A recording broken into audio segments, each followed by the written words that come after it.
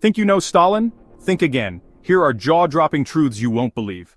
Before we dive into the shocking facts about Stalin, let's start with his name. Did you know Stalin wasn't his real name? He was born Iosif Vissarionovich Dzyugashvili. Quite a mouthful, isn't it? But why did he change it? The name Stalin means man of steel in Russian, a powerful alias that symbolized his iron-fisted rule and unyielding persona. This transformation from Iosif to Stalin wasn't just a name change. It marked his metamorphosis from a small-town Georgian boy to the formidable leader of the Soviet Union. This new identity allowed him to craft a legacy that would be remembered and feared for generations. Now let's uncover more about this enigmatic figure. Before Joseph Stalin became one of history's most notorious dictators, he had a very different career path in mind. Believe it or not, young Iosif Dzyugashvili once trained to be a priest. Yes, you heard that right. Born into a deeply religious Georgian family, Iosif attended the Tiflis Theological Seminary with the intention of joining the clergy. It was here that he was first exposed to revolutionary ideas and Marxist literature, which eventually led him to abandon his religious studies. This pivotal moment marked the beginning of his transformation from a devout seminarian to a fervent revolutionary. The seminary ironically became the breeding ground for his early political activism. His time there was not just about religious education, it was also where he honed his skills in organization, rhetoric, and leadership. Skills that would later serve him well in his rise to power. So how did a would-be priest become one of the most feared leaders in history? The answer lies in the complex interplay of personal ambition, ideological fervor, and the turbulent political landscape of early 20th century Russia. While Joseph Stalin stood at just 5 feet 4 inches tall, his impact on history was anything but small. Known for his iron grip on the Soviet Union, Stalin's reign was marked by both rapid industrialization and extreme repression. But what was it about this man that made him so formidable? Stalin's rise to power was as much about his cunning and ruthlessness as it was about his strategic alliances. He was a master manipulator, often playing his rivals against each other to secure his position. His short stature was overshadowed by his towering ambition and unyielding determination to reshape the Soviet Union. Despite his physical height, Stalin's presence was imposing. His ability to instill fear and loyalty in equal measure made him a figure of both reverence and terror. He cultivated a cult of personality, presenting himself as the father of nations and the ultimate protector of the Soviet people. This carefully crafted image helped him maintain control, even as he orchestrated purges and enforced brutal policies that led to the suffering of millions. Stalin's legacy is a complex tapestry of industrial achievements and human tragedies. His policies transformed the Soviet Union into a global superpower, but at an unimaginable cost. Understanding Stalin requires us to look beyond his physical stature and delve into the depths of his character and the era he dominated. Joseph Stalin's life was fraught with danger, and his survival often seemed like a series of miraculous escapes. In fact, he survived multiple assassination attempts, proving to be almost unkillable. One of the most notable attempts on his life occurred in 1944. As Stalin traveled by train, a group of German commandos planned to derail it. The operation, known as Operation Zeppelin, was meticulously planned, but ultimately failed due to a combination of bad luck and Stalin's own security measures. Another attempt came from within his own ranks. In 1934, Sergei Kirov, a close associate of Stalin, was assassinated under mysterious circumstances. Many believe Stalin orchestrated the killing to eliminate a potential rival, but the incident also highlighted the dangerous power struggles within the Communist Party. Stalin's paranoia only grew with each attempt on his life. He surrounded himself with loyal bodyguards and frequently changed his routines to avoid becoming an easy target. His resilience became legendary, further cementing his image as an unassailable leader. Despite numerous attempts to take him down, Stalin's survival only seemed to bolster his aura of invincibility. This unkillable reputation added another layer to the complex and terrifying legacy of Joseph Stalin. While Joseph Stalin is often remembered as a ruthless dictator, there are some lesser-known, almost humanizing aspects of his personality that might surprise you. One such aspect is his unexpected love for American Western movies. Yes, you heard that right. Stalin, the man who was the face of the Soviet Union's iron grip, had a soft spot for the Wild West.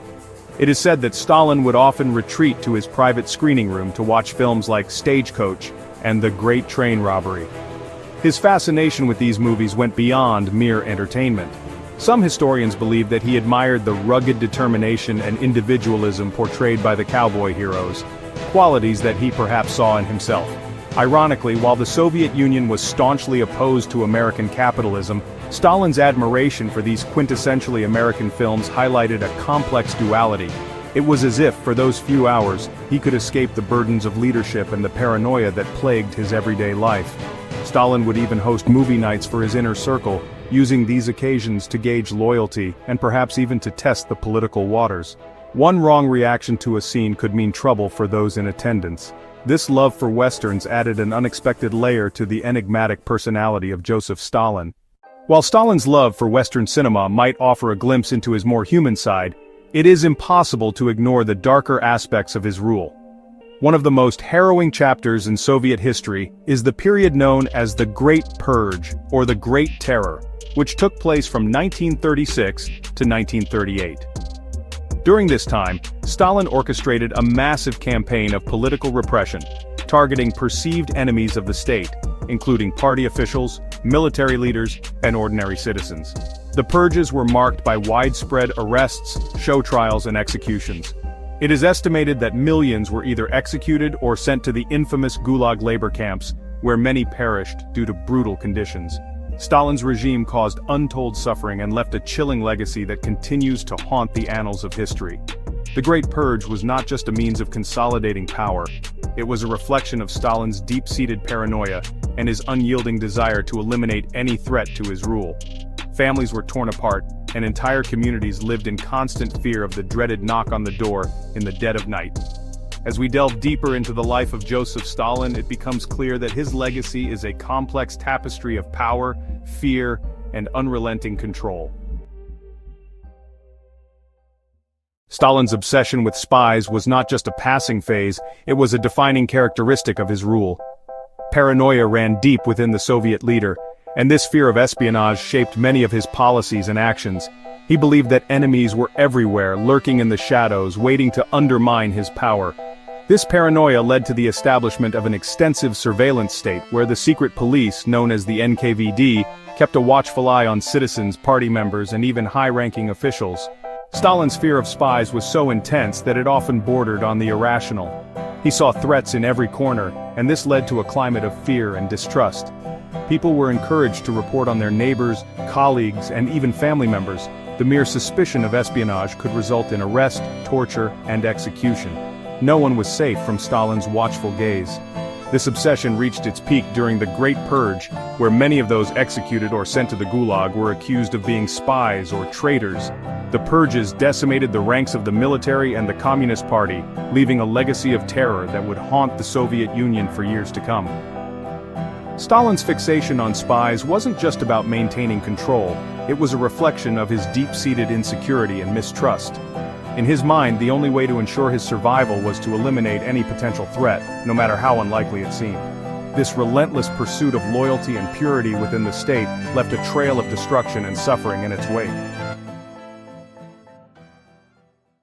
While Joseph Stalin is often remembered for his iron-fisted rule and the terror he inflicted, there's a lesser-known side to this complex figure: his love for poetry.